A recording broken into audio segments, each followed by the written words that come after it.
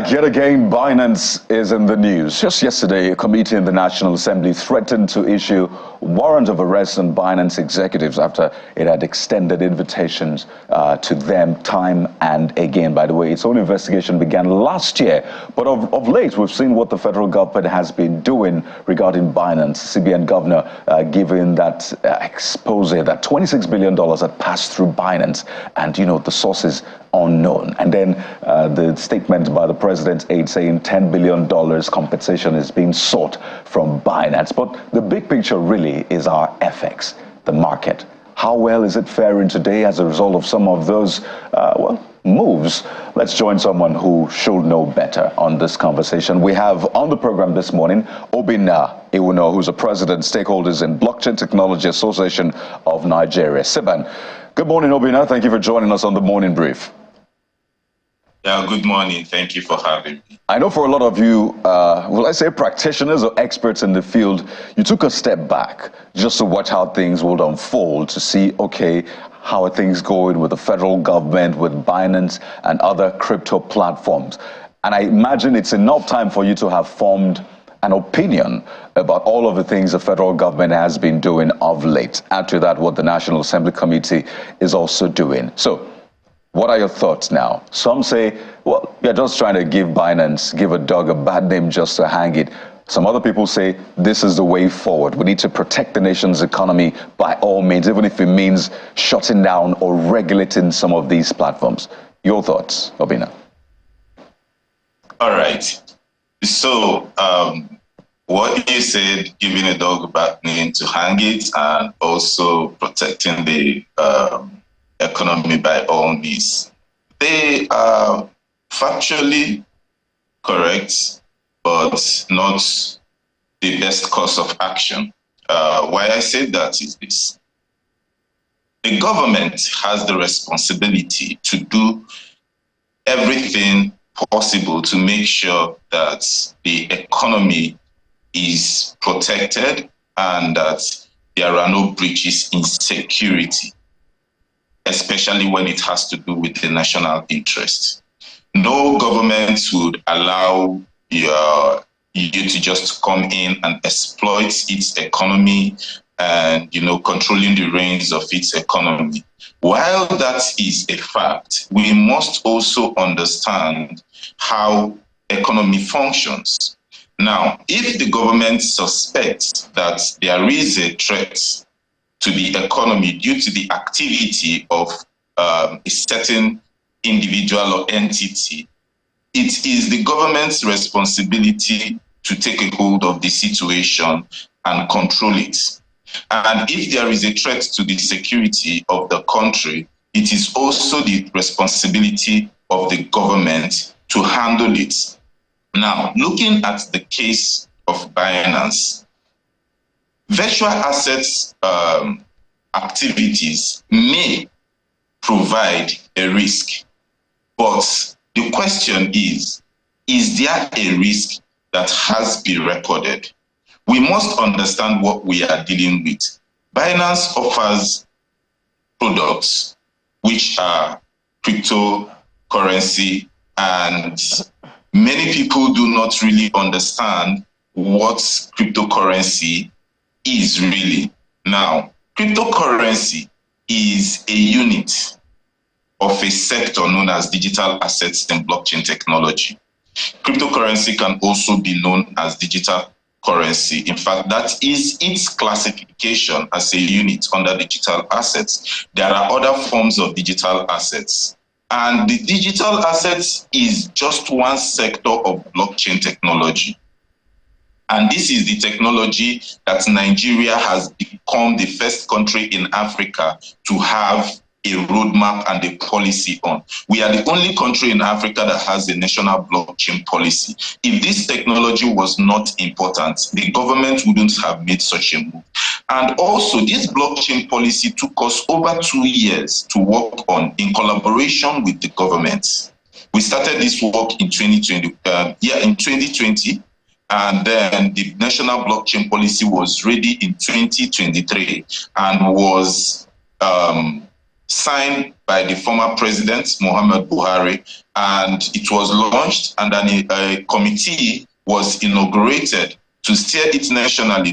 That's the National Steering Committee, of which CBAN, the Blockchain Association, is a member of that committee, alongside other 28 members, including the CBN, the NSA, the SEC, Federal Ministries of Communication, Budgeting, and a lot of other parastatals, and including the law enforcement.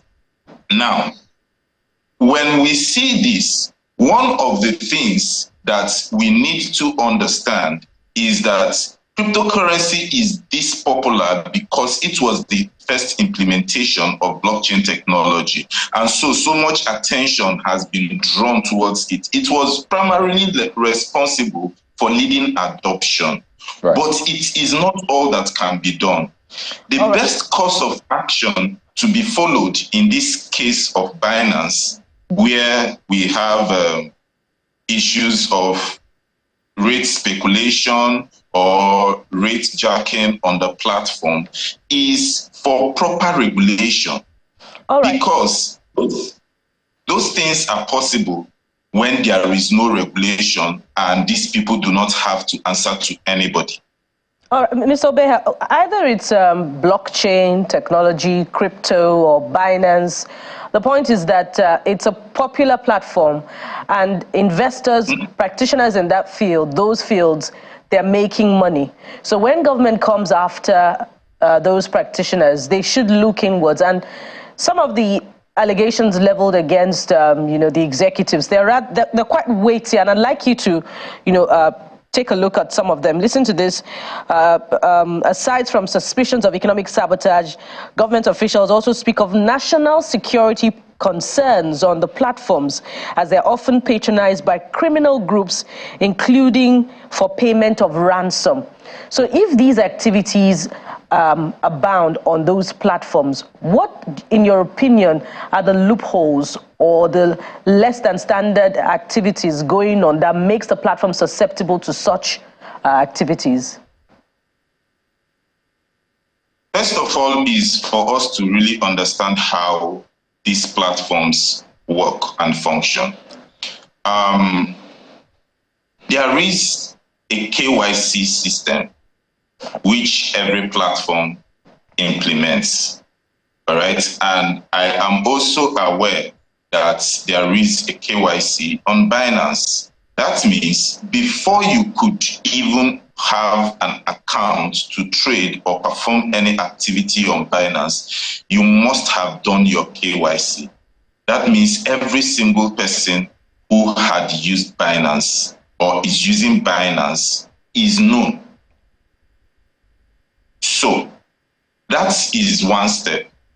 The other part also is the fact that these transactions on Binance are on the blockchain.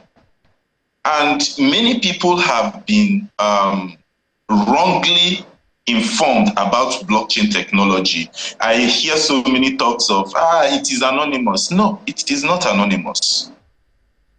What it does is that it gives you privacy protection, not anonymity. They are two different things. You are using the platform, you are known. Your identity is known. You are not an anonymous being. What it means is that the whole world does not have access to your private information and transactions. But anybody, when the law enforcement or government needs it, they can get it from Binance. We have solved different cases of fraud, scam involving the Interpol, EFCC, with different international police organizations from different countries. So money flowed into Binance. The identity of the owner will be revealed. So traceability is one of the most important components of blockchain technology that people are not yet aware of because of the low level of education and information that people have about these things. So, Mr. Obeha, so there is no anonymity. So, Mr. Obeha, by what you're saying, are you faulting the CBN governor's position that $29 billion that moved through Binance cannot be traced? I am not faulting the CBN governor's position because I do not have access to the trades that happen on Binance. But there is tools available that can be used to trace all of these things. Right. And Binance cannot claim not to have access to information and transactions that has happened on its platform and who they went to. That is the point that I am trying to make, that all of these things can be verified and they are all traceable. So speak to us about this KYC further.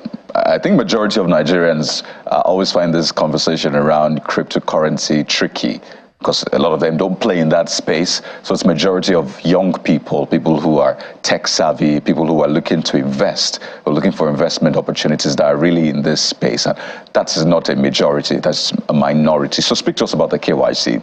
What are the levels of the KYC? So how much does Binance know about the users or people who do business on it? Is it the name? Do they have the address? BVN? Do they have BVN and all of those? Is that something that is required to register on Binance? That's on the one hand. On the other hand is, how much of this does government have? Because it appears as though government doesn't have all of that information. So is Binance sharing all of that information from time to time, particularly when there's a need for it and when there is a legitimate need for it? It's important to state, these points when there's a legitimate need for it. So speak to us about that, because for a lot of people, they don't even understand it. Some even think it is evil altogether. So yes, close it entirely. No more Binance or any of those crypto apps. So it's important to educate people about that. Okay, so KYC, I will start from my own constituency, which is CBAN, where I am the president of the industry. We have a KYC-based system for admitting you as a member. You are not trading. We are not a trading platform. We are not selling any products or offering you any financial services. All right? We are the self-regulatory organization in the industry. But before you even join us as a member, you must have to perform KYC. We must know you. And acceptable documents for KYC by us is either your passport, your driver's license, your permanent voter's card. These are documents that our government has access to. In fact, these are documents that are issued by our government. Therefore, our government has access to your information in their database. So we cannot go far to look for you. Secondly, we have a code of conduct for virtual asset service providers, which is binding on members and non-members.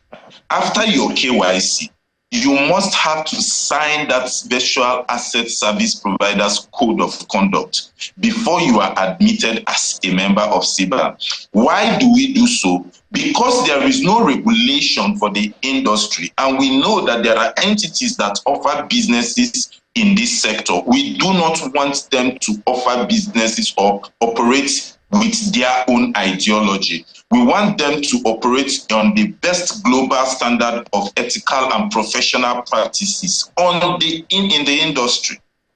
And we collected this code of conduct from other countries. And I understand, Obina, I understand. I'm saying for Binance and for other crypto platforms. I will get to Binance. What is the level? Because I don't think government has an issue with CBAN. If anything, I imagine that government is working with you. By the way, you can tell us how much of an improvement or how much of a progress has been made with the interface with Binance, that's with the federal government. I know the House, the National Assembly has its own, but you can speak to us about that. But I'm talking about the crypto platforms. How much of KYC is available and shareable with government? Several KYC measures they use. One is the BVN.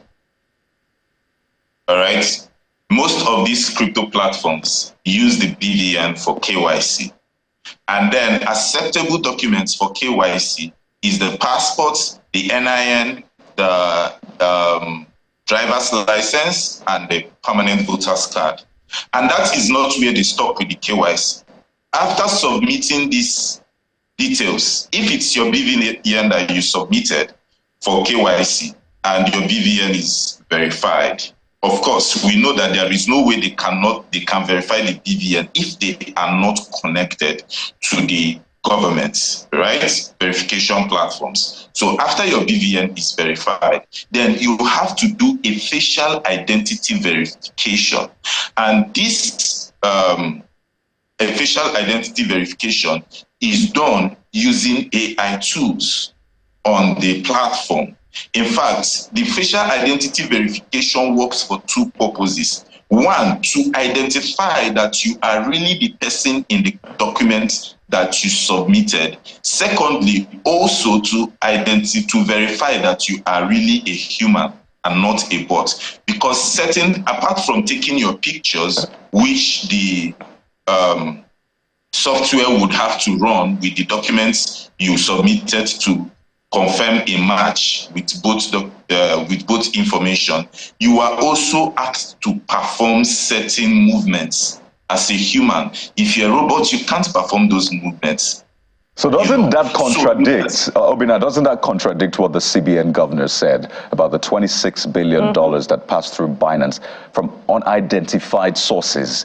Those were the words. So isn't that contradictory if you say the clients or the users are identified, and you've talked about these levels of identification, but the CBN governor says $26 billion, a lot of them unidentified. I mean, it's not adding up, Obinna. Okay, so the CBN governor said 26 billion is unidentified. But what they have not told us is how they arrived at the 26 billion.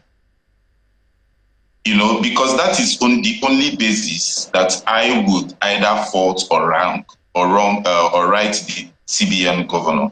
Like I have said, I am a trained cryptocurrency investigator, a certified cryptocurrency investigator, and I am also a certified cryptocurrency compliance specialist. And I can tell you that these things are traceable.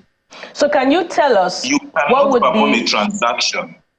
Mr. Obinna, can you tell us what would be a transaction on any platform as long as it passes through the blockchain that it cannot be traced? And if you use a centralized exchange like Binance, it is finished, because you cannot be on those platforms without your identity being known. So, Mr. Obinna, they can't offer service to you if they don't know who you are. Pardon me. So can you tell us what would be a more realistic figure that has passed through Binance if you fault $26 billion?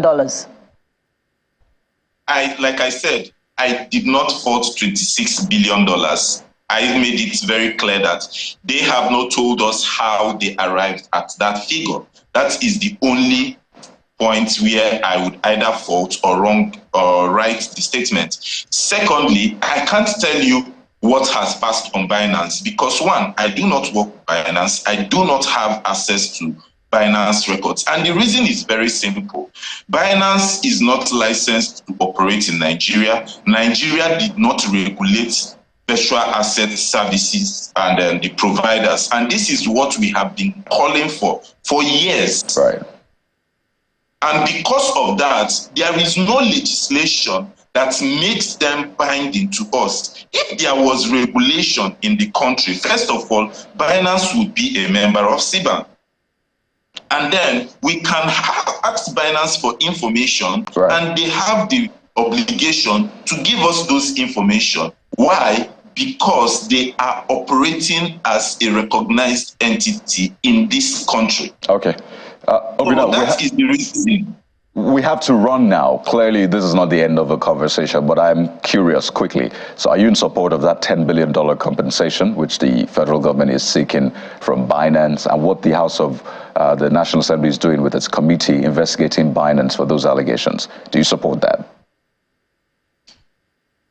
If there has been clear evidence of wrongdoing, then the government is in its rights to fine.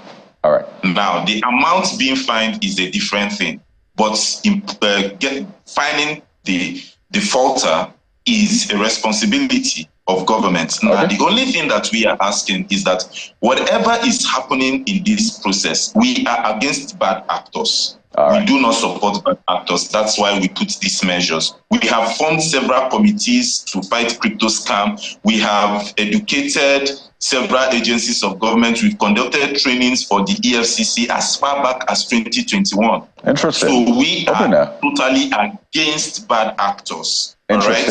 So what we want to do is we have to be careful how we handle this matter so that it does not affect our international image and also do not scare investors from coming into this sector, because other countries are innovating and expanding in this sector. We should also take advantage of the opportunity, and that's why we have to run now. Right. Thank you. Thank you so much for those points you made. I mean, we've seen the president seeking investments in Qatar of late and other countries, so it's important to harmonize these measures. Obinna Uno, who is the president of SIBAN, Stakeholders in Blockchain Technology Association of Nigeria, thank you so much for your time on the Morning Brief. Thank you. As objective as it can get, Cardi. Well, I know a lot of young people are concerned about this. Maybe you have your assets right there. Not to worry, we'll continue with this conversation in the coming days. But we'll go to break now, and when we return, we'll turn our attention to Nollywood. We have one of the, I don't want to say big fish, because that term has been used a lot, but we have one of the big names. You'd love to see her on your screen. Guess what? She's right here in the studio with us. Stay with us. It's the Morning Brief.